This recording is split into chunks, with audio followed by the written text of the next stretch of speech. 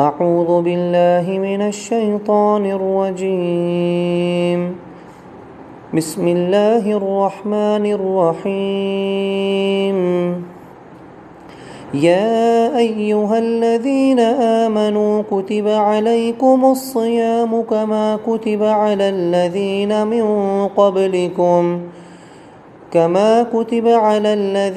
من قبلكم لعلكم تتقون. أياما معدودات.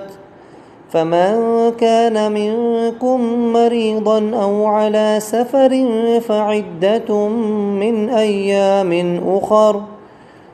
وعلى الذين يطيقونه فدية طعام مسكين. فمن تطوع خيرا فهو خير له، وأن تصوموا خير لكم إن كنتم تعلمون. صدق الله العظيم.